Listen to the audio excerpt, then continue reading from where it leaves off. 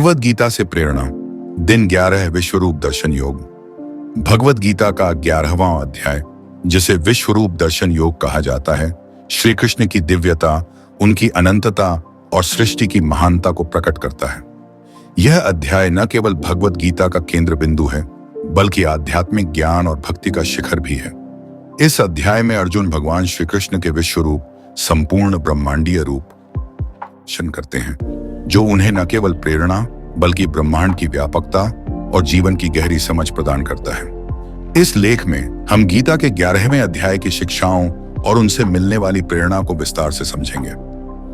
विश्वरूप दर्शन अध्याय की पृष्ठभूमि। अर्जुन, जो कुरुक्षेत्र के युद्ध भूमि में खड़ा है, श्री कृष्ण से कई गूढ़ प्रश्न पूछता है। अब तक के अध्यायों में श्री कृष्ण ने उसे ज्ञान योग, कर्म योग, भक्ति योग और विभूति योग का पाठ पढ़ाया है, लेकिन अर्जुन अपनी जिज्ञासा में भगवान को उनके दिव्य स्वरूप में देखना चाहता है। अर्जुन कहते हैं, मम्यम च त्वं तथा त्वात्मानं परमेश्वर द्रष्टुमिच्छामि ते रूपमेश्वरम पुरुषोत्तम। गीता 11.3। अर्जुन श्री कृष्ण से निवेदन करते हैं कि वे उन्हें अपने वास्तविक, अनंत और ब्रह्मांडीय रूप का दर्शन दें। विश्वरूप दर्शन का महत्व। श्री कृष्ण अपनी दिव्य शक्ति का प्रयोग करते हुए अर्जुन को अपने विराट रूप का दर्शन कराते हैं। यह रूप न केवल ब्रह्मांड के प्रत्येक तत्व को प्रकट करता है, बल्कि जीवन और मृत्यु, रचना और विनाश और समय और अनंतता को भी दर्शाता है। विश्वरूप का वर्णन। 1. भगवान के इस रूप में असंख्य मुख, नेत्र और रूप थे।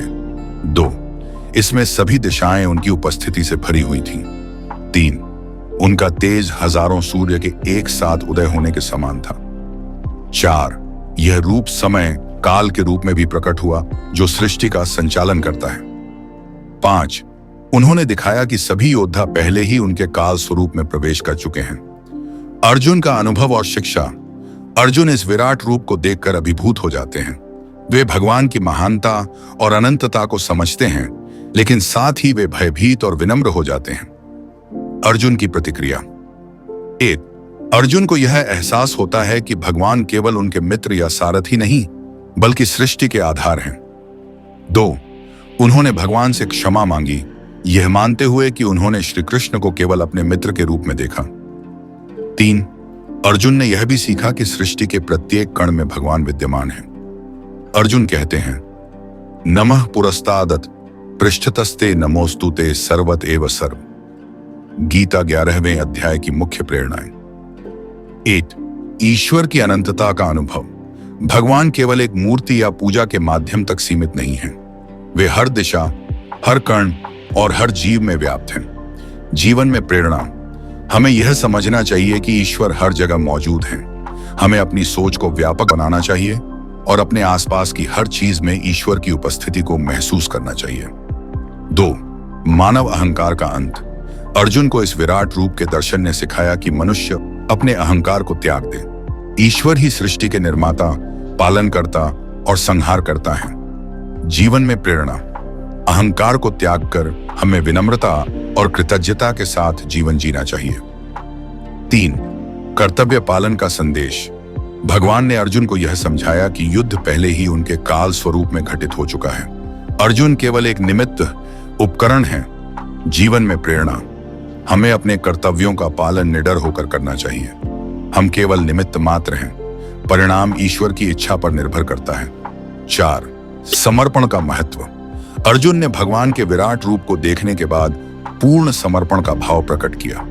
यह सिखाता है कि जब हम अपने जीवन को ईश्वर के प्रति समर्पित करते हैं, तो हमारा जीवन अर्थपूर्ण बनता है। जीवन में प्रेरणा। समर्पण के माध्यम से जीवन के संघर्षों का सामना करें। यह हमें मानसिक शांति और आंतरिक शक्ति प्रदान करता है। 5वां समय, काल का महत्व। श्री कृष्ण ने अपने विराट रूप में काल का महत्व दिखाया, जो यह सिखाता है कि समय सबसे शक्तिशाली है। जीवन में प्रेरणा। हमें समय का सदुपयोग करना चाहिए और अपने कार्यों को प्राथमिकता देनी चाहिए। विश्वरूप दर्शन और आधुनिक जीवन। आज की दुनिया में गीता के इस अध्याय से कई महत्वपूर्ण सबक सीखे जा सकते हैं। 1. आत्म साक्षात्कार का महत्व। आज के युग में जब लोग अपने बाहरी स्वरूप पर अधिक ध्यान देते हैं, गीता का यह अध्याय हमें आत्म साक्षात्कार और आत्मा की दिव्यता को समझने की प्रेरणा देता है। 2. जीवन के प्रति दृष्टिकोण। भगवद गीता सिखाती है कि हमें जीवन को व्यापक दृष्टिकोण से देखना चाहिए। जब हम अपनी सीमित सोच से बाहर आते हैं तो हमें सृष्टि की महानता का एहसास होता है। 3. डर पर विजय। अर्जुन ने भगवान के विराट रूप को देखकर भय महसूस किया, लेकिन श्री कृष्ण के ज्ञान ने उन्हें निडर बना दिया। प्रेरणा। हमें अपने डर का सामना करना चाहिए और अपने जीवन के उद्देश्य को पूरा करने में लगे रहना चाहिए। 4. भक्ति और कर्तव्य का संतुलन। यह अध्याय सिखाता है कि भक्ति केवल पूजा तक सीमित नहीं है। अपने कर्तव्यों को ईश्वर को समर्पित करके करना भी भक्ति का एक रूप है। अध्याय का व्यावहारिक महत्व। 1. नेतृत्व के लिए प्रेरणा। श्री कृष्ण अर्जुन को प्रेरित करते हैं कि वे अपने कर्तव्यों का पालन करें। यह दिखाता है कि एक अच्छा नेता अपने अनुयायियों को प्रेरित करता है और उनका मार्गदर्शन करता है। 2. आत्मज्ञान और आत्मसम्मान। भगवान का विराट रूप सिखाता है कि आत्मा असीम और दिव्य है। यह हमें आत्मसम्मान और आत्मविश्वास बढ़ाने में मदद करता है। 3. संघर्ष में शक्ति। जीवन में हर संघर्ष एक बड़ा सबक लेकर आता है। अर्जुन को समझाया गया कि वे केवल एक माध्यम हैं और सारा नियंत्रण भगवान के हाथ में है। प्रेरणा। हर चुनौती को आत्मविश्वास और ईश्वर में विश्वास के साथ स्वीकार करें। विश्वरूप दर्शन का गहरा संदेश। गीता का 11वां अध्याय सिखाता है कि हर जीव, हर वस्तु और हर घटना ब्रह्मांड का एक महत्वपूर्ण हिस्सा है। यह हमें सिखाता है 1. हम सभी जुड़े हुए हैं। 2. हर व्यक्ति और वस्तु का महत्व है। 3. जीवन एक यात्रा है और इसका हर पहलू दिव्य है। समर्पण और विश्वास। अर्जुन ने भगवान के विराट रूप को देखने के बाद पूर्ण समर्पण और विश्वास प्रकट किया। यह हमें सिखाता है कि जब हम अपने अहंकार और डर को त्याग कर ईश्वर को समर्पित होते हैं तो हमारा जीवन सार्थक बनता है। निष्कर्ष। गीता का 11वां अध्याय, भगवद गीता का 11वां अध्याय एक अद्वितीय प्रेरणा का स्रोत है। यह सिखाता है कि भगवान सर्वव्यापी और सर्वशक्तिमान हैं। वे सृष्टि के प्रत्येक कण में विद्यमान हैं और हर जीव में उनकी झलक है।